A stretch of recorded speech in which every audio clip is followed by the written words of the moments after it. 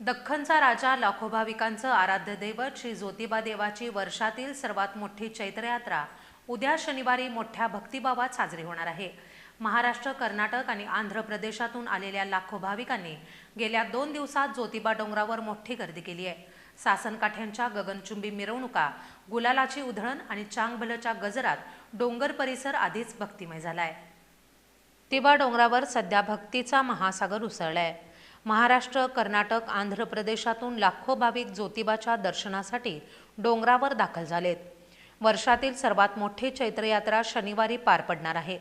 यात्रेच्या पार्श्वभूमीवर मुख्य आकर्षण असणाऱ्या 108 मानाच्या सासनकाठ्यांपैकी पहिल्या मानाची सातारा जिल्ह्यातील इनामपाडे येथून आलेली सासनकाठी डोंगरावर पोहोचली आहे।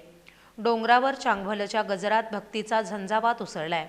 शनिवारी पहाटे 3 वाजल्यापासून ज्योतिबा मंदिरात धार्मिक विधींना आरंभ होणार आहे। पहाटे 5 वाजता पन्हाळा तहसीलदारांच्या हस्ते शासकीय अभिषेक केला जाईल।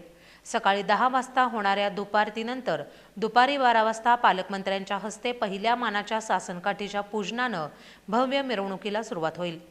20 फुटांपासून ते तब्बल 70 ते 80 फुटांपर्यंतच्या उंच सासनकाठ्यांनी डोंगर फुलून गेलाय।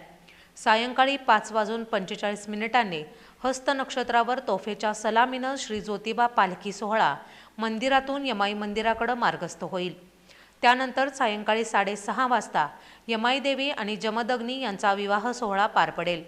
रात्री 8 वाजता पालखी मंदिराकडे परत येईल आणि 9 वाजता ती मंडपात विराजमान होईल। रात्री 10 वाजता तोफेच्या सलामीनं पालखी सोहळा पूर्ण होईल। त्यानंतर आरती, अंगारा वाटप आणि रात्री 11 वाजता देवमूर्तीचं शाही स्नान होणार आहे। संपूर्ण रात्र मंदिर दर्शनासाठी खुलं ठेवण्यात येणार असून भक्तांसाठी चोख व्यवस्थाही करण्यात आली आहे।